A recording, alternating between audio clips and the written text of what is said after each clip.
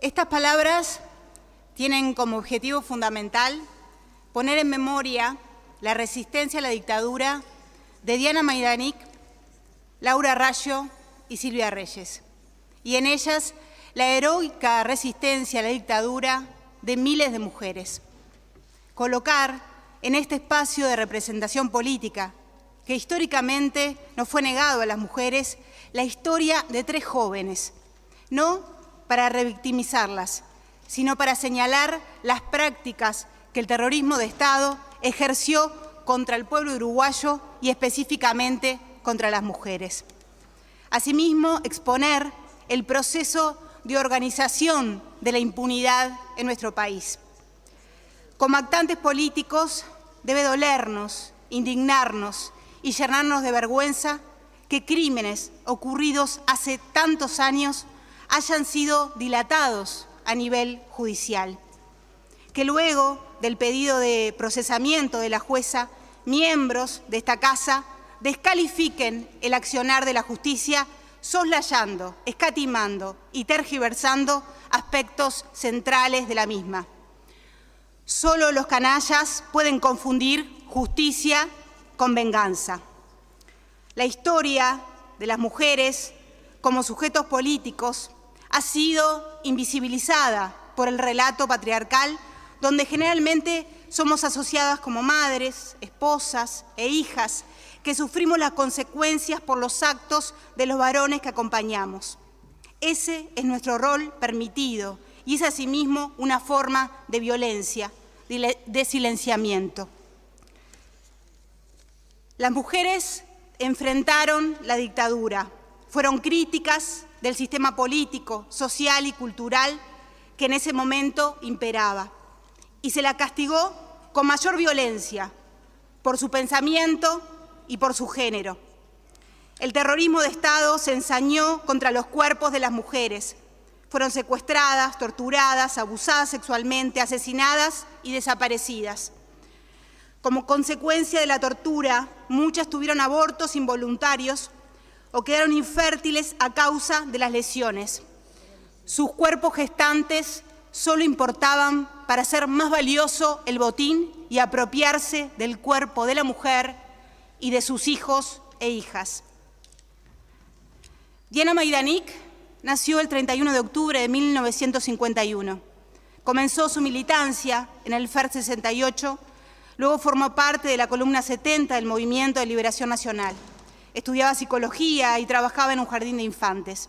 Es secuestrada en julio de 1972 y trasladada al centro clandestino de tortura del Batallón 13 de Infantería, donde es detenida ilegalmente hasta el 1 de noviembre de 1973. Laura Raggio nació el 11 de junio de 1954. Asistió al Liceo 10, donde inició su militancia estudiantil. Comenzó a militar en el FER 68, luego forma parte de la columna 70 del MLN. Una noche de 1972 es secuestrada en su propia casa en el marco de un operativo militar que tenía como objetivo la detención de jóvenes del barrio Malvín. En ese entonces tenía tan solo 18 años. Es detenida en el centro clandestino de tortura del Batallón 13 de Infantería, donde estuvo presa 1 año. Expresas políticas, compañeras de Diana y Laura, recuerdan: cuando vos caes presa, vos sos sola contra el ejército. Ellos te hacen sentir una impotencia brutal. Estás en la soledad más grande y te encontrás con tus compañeras que están a la par tuya y que las tenés que respaldar. Y ahí las recuerdo, a Diana y a Laura, con esas ansias de vivir que tenían. Irradiaban vida y te daban fuerzas. Asimismo, según el relato de Horacio, la hermana de Laura Raggio, luego de salir del centro de tortura, Diana y Laura tenían libertad vigilada, por lo cual debían presentarse cada 15 días en la comisaría o en el batallón. Cada vez que se presentaban, recibían abusos verbales y físicos. Las gurisas no soportaban la situación y decidieron no presentarse más. Ahí quedan clandestinas. Las gurisas se querían ir del país. habían sido torturadas y violadas en el batallón. Silvia Reyes nació el 29 de noviembre de 1954. Era 2 años menor que su hermana Estela, con quien la unía el cariño y la necesidad de la construcción de un mundo más justo. En el año 1971 se integró al movimiento 26 de marzo y militó en el FER 68. En octubre de 1973 contrae matrimonio con Washington Barrios, un joven militante del MLN. Juntos se mudan al barrio Brazo Oriental, detrás de la casa de los padres de él. Su hermana Estela recuerda la militancia de ambos en el área de propaganda del MLN. El 19 de abril de 1974, Washington Barrios, quien trabajaba en el vapor de la Carrera, viaja a Argentina en forma legal para buscar asilo o vivienda para sus compañeras Diana y Laura en Buenos Aires. En ese momento, ambas estaban viviendo en forma clandestina en el domicilio que él compartía con Silvia Reyes, su esposa. Barrios finalmente fue secuestrado en septiembre de 1974 en Córdoba, Argentina, siendo víctima de desaparición forzada. Diana Maidanig, Laura Raggio y Silvia Reyes fueron acribilladas el 21 de abril de 1974, quedando su historia titulada como Las muchachas de abril. A las 3 de la mañana de ese día, las fuerzas conjuntas ingresaban al domicilio de Silvia Reyes, quien cursaba un embarazo de 3 meses. Entran a la fuerza al lugar con ametralladoras y pistolas y disparan con brutalidad sobre las jóvenes. Luego sobrevino el silencio y los vecinos presenciaron cómo sacaron los 3 cuerpos dentro de bolsas de nylon. Horas después, efectivos militares llegaron con un camión y se llevaron muebles, electrodomésticos y objetos de la casa. Las cosas que no se pudieron llevar las destruyeron. Cuando familiares y vecinos ingresaron a la casa, se encontraron con un cuadro dantesco. Marcas de balas por todo el lugar, manchas de sangre, restos de piel y cuero cabelludo desperdigados por doquier, llegando a colgar restos de las mujeres incluso desde el techo. El operativo fue realizado por el Batallón de Artillería número 1 con apoyo de Artillería número 2. Estuvo a cargo del general Juan Rebollo y participaron también los generales Julio César Rapella y Esteban Cristi, los mayores Armando Méndez y José Nino Bagabazo, y los coroneles Eduardo Clastornoy, Manuel Cordero y los entonces capitanes Mauro Mariño, Julio César Gutiérrez y Jorge Silveira. Un grupo de ellos ingresa por el corredor y la puerta, mientras otros se instalan en una azotea lindera al patio interior del apartamento. En el procedimiento resultó herido de gravedad Julio César Gutiérrez, quien fue trasladado de inmediato al Hospital Central de las Fuerzas Armadas. Murió el 11 de julio de 1974 a consecuencia de las heridas de arma de fuego recibidas en el lugar. Asimismo, Rebollo tuvo un impacto de bala en el brazo. En los registros de la asistencia médica brindada en el hospital militar consta que ambos recibieron heridas de bala de ametralladora. Asimismo, un efectivo militar que custodiaba en la calle mata al agente de policía Dorval Márquez González, quien se trasladaba en bicicleta por el lugar luego de trabajar. La crónica de la época señala que las mujeres estaban fuertemente armadas y las hacen responsables de la muerte de Márquez, de Gutiérrez y de la herida de Rebollo. Las pericias no pudieron encontrar armas de alto calibre ni granadas. Encontraron revólveres cerca de los cuerpos, dato negado por sus compañeros de militancia, los cuales sostienen que las armas fueron puestas por los militares. Más allá de esto último, que no se pudo demostrar, todas las balas que se dispararon en el lugar provienen de armas de alto calibre, como las que portaban los efectivos militares, por lo que se desprende que los homicidios fueron realizados por las fuerzas conjuntas al mando de Rebollo, Gabazo y Clastornic. Según constan en diferentes testimonios familiares, la persecución hacia las jóvenes continuó incluso en el velatorio de las mismas. Efectivos se instalaron en la puerta y dentro de la sala velatoria. impidiendo así el adecuado duelo de las familias. La matanza de las jóvenes fue denunciada en 1985. Allí comienza para las familias el largo periplo judicial. A 49 años de la matanza, la causa sigue impune. El 15 de agosto de 2007 se llevó el caso ante la Corte Interamericana de Derechos Humanos por parte del Instituto de Estudios Legales y Sociales del Uruguay y el Sur. En febrero de 2021, el fiscal Percy Vale solicitó el procesamiento de José Gabazo, Juan Rebollo y Eduardo Klastornik. El fiscal sostuvo que la muerte de Laura, Diana y Silvia es de estricta responsabilidad de los militares que actuaron en el operativo, quienes, sin lugar a dudas, procedieron en forma ilegítima.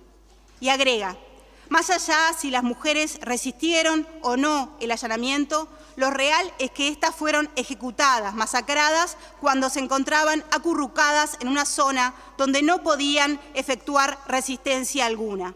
Además, señaló que si las jóvenes hubieran resistido el allanamiento, resulta claro que conforme a las armas utilizadas por el ejército, así como el lugar y la forma en que fueron encontradas las víctimas, es factible sostener que hubo un manifiesto exceso de defensa por parte de los militares actuantes.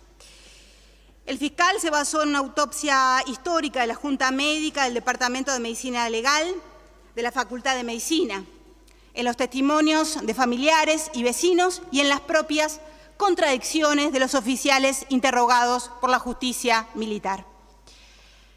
Los cuerpos de las jóvenes estaban apilados en una esquina del comedor, parcialmente superpuestos, lo que sugiere que se habían acurrucado en un intento de evitar las balas. La reconstrucción de la escena no condice con la fábula de que las muchachas se enfrentaron con revólveres a un contingente de decenas de soldados armados a guerra que disparaban desde todos los ángulos. En el 2014, a pedido de la jueza Eustaquio, se realizó la exhumación de los cuerpos de Laura y Silvia. En diciembre de 2021, la Corte Interamericana de Derechos Humanos dictó sentencia sobre el caso. La Corte ordenó al Estado uruguayo a continuar las investigaciones de los hechos a fin de identificar, juzgar y, en su caso, sancionar a los responsables de las ejecuciones extrajudiciales de las muchachas de Abril. Se orienta además a evitar y sancionar maniobras dilatorias por parte de la defensa de los acusados e incluir la perspectiva de género en el desarrollo de las actuaciones en un plazo razonable y de acuerdo a las pautas, entre ellas la imprescriptibilidad de los crímenes de lesa humanidad. Se determinó que la Fiscalía debe adoptar un plan estratégico dirigido a enjuiciar y castigar debidamente a los autores de actos de violencia contra las mujeres cometidos durante la dictadura cívico-militar. Asimismo, que se realice un acto público como forma de reparación a las víctimas, su familia y a la sociedad toda. Cabe destacar que el Estado uruguayo, a la fecha de hoy, ha incumplido la sentencia de la Corte Interamericana de Derechos Humanos. El 22 de julio de 2022, la jueza Isaura Tórtora del Juzgado Letrado en lo Penal de 23º turno determina el procesamiento de los militares acusados. Esto fue a más de un año de ser solicitado por el fiscal. A la fecha de concretado el procesamiento, habían fallecido José Gabazo y Eduardo Klastornik, por lo que el único procesado fue Rebollo.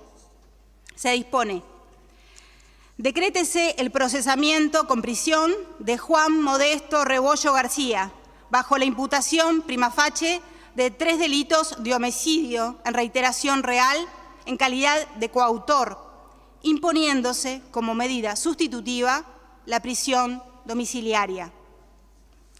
Más allá de esta acción judicial que celebramos, debemos alertar que la misma llega luego de 1 año de haberlo solicitado el fiscal, cumpliendo la medida de prisión en su domicilio y estando los otros 2 indagados ya fallecidos.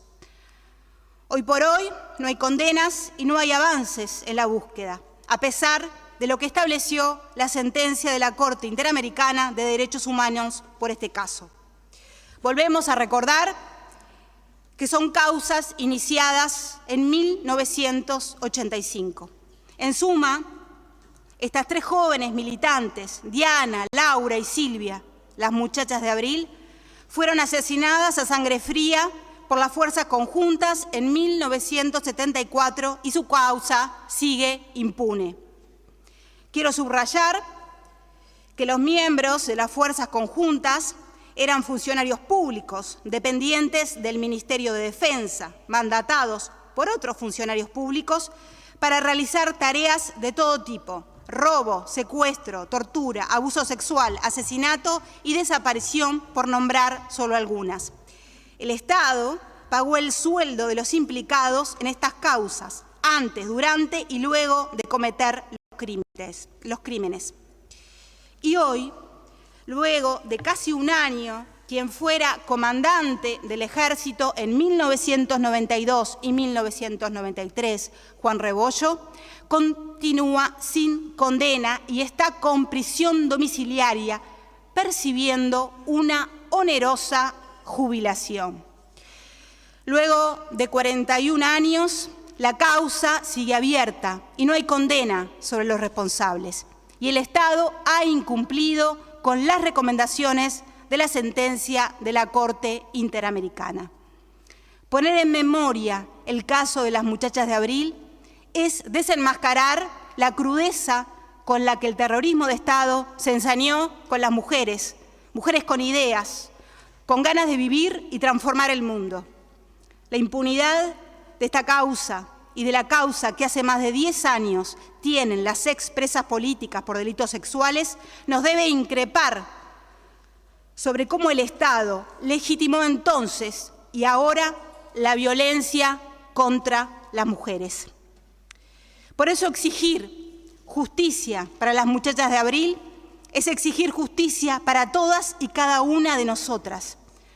Solicitamos asimismo que el Estado uruguayo cumpla con la condena de la Corte Interamericana de Derechos Humanos. Este presente de impunidad no es casual, es una forma de adoctrinamiento del cuerpo de las mujeres. ¿Dónde vive la memoria? ¿Quién la muere? ¿Por qué nos duele? ¿Hasta cuándo el duelo? ¿Cuánto olvida? ¿Quién la enciende? ¿Quién la paga? ¿Cuánta memoria se vuelve mercancía? ¿Cuánta se disuelve en los despachos del poder? Por verdad, memoria y justicia, Laura, Diana y Silvia, presentes hoy y siempre.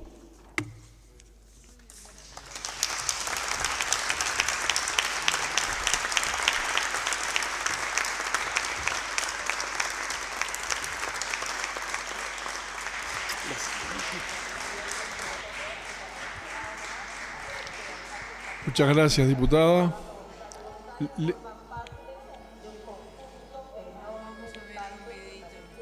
Vamos a pasar un video solicitado.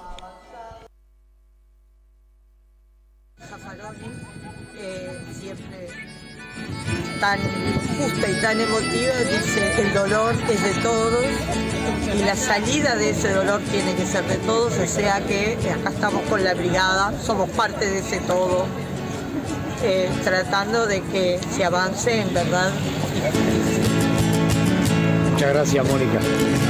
Todo está clavado en la memoria, espina de la vida y de la historia. La memoria pincha hasta sangrar a los pueblos que la amarran y no la dejan andar, libre como el viento.